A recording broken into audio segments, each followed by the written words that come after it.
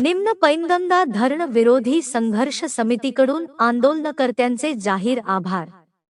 निम्न पैनगंगा धरण विरोधी संघर्ष समिती विदर्भ मराठवाड्याच्या वतीने 28 नोव्हेंबर पासून नांदेड व यवतमाळ जिल्ह्यातील 50 गावात साखळी उपोषण आणि 5 डिसेंबर पासून 30 गावात आमरण उपोषण तसेच 5 डिसेंबरला पैनगंगेच्या पात्रात 5 ठिकाणी हजारोच्या संख्येने महिला पुरुषांनी व नवयुवकांनी जलसमाधी आंदोलन यशस्वी पार पडले।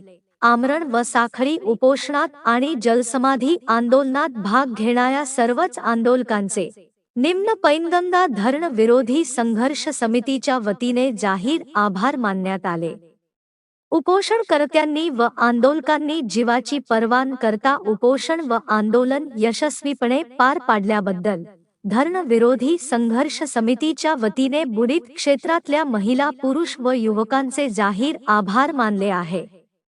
भविष्यातील आंदोलने अशाच एकजुटीने व ऐक दिलाने लढण्याचा मनोदय धरण विरोधी संघर्ष समितीने व्यक्त केला।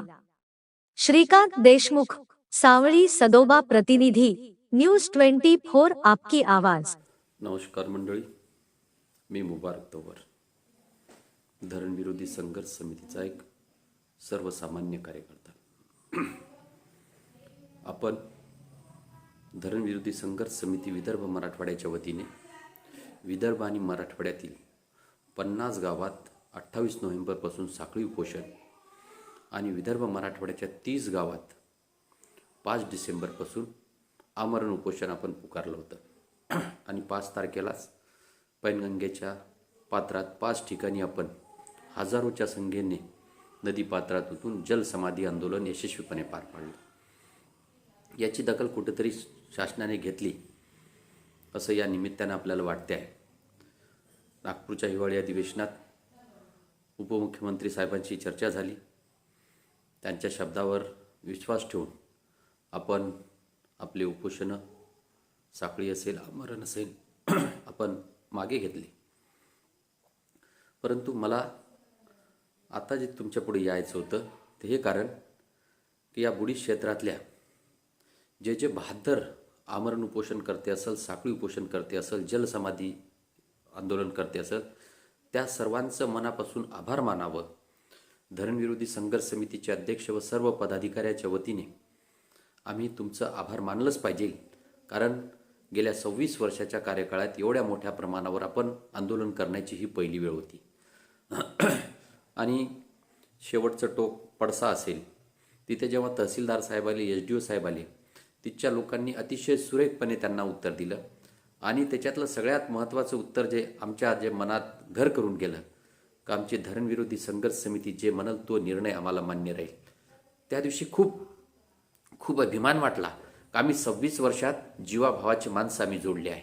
असे प्रत्येक गावात मग गोकुळ असेल, मग वडसा असेल, मदनापूर असेल, सायखेडा असेल, बोंडगावान असेल, चौफुली असेल, पाथरी असेल, असे अनेक गाव आहे, नेर असेल, हडसणी असेल, प्रत्येकाचं एखादं नाव सुटू शकते। परंतु या प्रत्येक गावात मराठवाड्यातल्या पोट तिडकीने प्रश्न मांडणारे बोंडगावांचे तर नवयुवक मुलं आमच्यासोबत यावेळी जोडले। फार अभिमान आहे आम्हाला त्यांच्या कामाचा, कार्याचा, त्यांची धावपळ। अर्ध काम आमचं यावेळीचं आंदोलनाचं त्यांनी कमी केल्यासारखं वाटलं आहे। पाथरी शेवटच्या टोकाचं गाव, आम्ही गेलो तर पूर्ण गाव महिला पुरुष सगळे एका ठिकाणी जमून होतं। लहानसं आपलं ते बामणगुडा असेल, सिंदखेड असेल, चिचखेड असेल, खेडी असेल, हे सगळ्या गावांनी, राणी धानोरा तो आपलं शीख धानोरा असेल त्या भागातले, आणि या भागातले आमचं साकूर असेल, पहिल्यांदा या आंदोलनात तो उतरलं। राणी धानोरा असेल, कवठा बाजार असेल, त्याच्या आधी साखळीमध्ये बसलेले मुकिंदपूर असेल, अंबोडा असेल, दहीसावळी असेल, ही सर्व गावं, मग इकडली ते जी गावं आहे आमच्या चिमट्यापासून खडका बिलायत्यापर्यंत आम्ही, हे तर ठीक आहे, परंतु ही नवीन जी गावं यामध्ये ज्या ताकदीनं आमच्यासोबत उतरली, खरोखरच आम्हाला अभिमान आहे का आम्ही 26 वर्षाच्या आंदोलनात जीवाभावाची माणसं आम्ही जोडली आहे। आपण या आंदोलनात जे भाग घेतला, आपल्या सर्वांचा आभार करण्यासाठी, आपलं सर्वांचं समितीच्या वतीने आभार मानण्यासाठी मी तुमच्या पुढे आलो आहे। आपण एकजुटीनं राहूया, भविष्यातलं आंदोलन एकजुटीनं आपण करूया, कारण आपली एकजूट हा आपल्या आंदोलनाचा महत्त्वाचा आत्मा आहे आणि ही आत्मा कोणी तोडू शकणार नाही याची तुम्ही आम्ही दक्षता घ्यावी। राजकारणी लोक येतात जातात, त्यांची भाषा बोलतात, हे आपल्यासाठी नवीन नाही आहे. कोणी एखाद्या राजकारण्याला खूप डोक्यावर घ्यायचं किंवा एखाद्याला खूप खाली दाखवायचं त्यातला मी नाही आहे. आमच्यासोबत काय घडलं ते मला सांगायचं नाही आहे. परंतु कधी कधी तिरस्कार होतो आहे.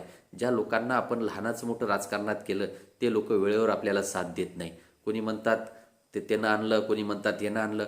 अरे कोणं आणलं कोणं नाही, पण ज्यांना आपण लहानाचं मोठं आपल्या या बुडी क्षेत्रानं केलं ते आपल्याशी बेईमानी केली, आपण त्याचा कधीच विचार करत नाही.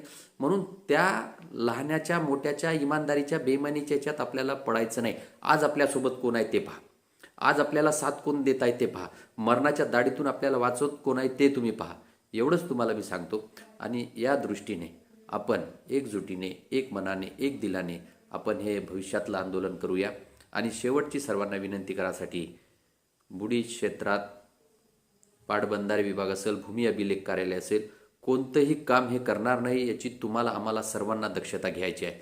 त्यामुळे आपण सर्वांनी एकजुटीने, एक मनाने, एक दिलाने, अतिशय शांततेच्या मार्गाने डॉक्टर बाबासाहेब आंबेडकरांनी जे राज्यघटनेत तुम्हाला आम्हाला अधिकार दिले, संविधानाने जे तुम्हाला आम्हाला अधिकार दिले, त्या अधिकाराचा वापर करून आपण अधिकाऱ्यांना संयमाने, नम्रपणे प्रश्न विचारून, ज्या ज्या गावांनी काही ग्रामसभेत मागण्या केलेल्या आहेत त्यांच्या मागण्या मान्य झाल्या का, मग मागण्या मान्य नाही झाल्या तर मोजणी कशाची, घराची मोजणी कशाची, शेतीची मोजणी कशाची, पुनर्वसनाचे ठराव कशाचे, असे आपण प्रतिप्रश्न त्यांना विचारून त्यांना आपण परत करावे.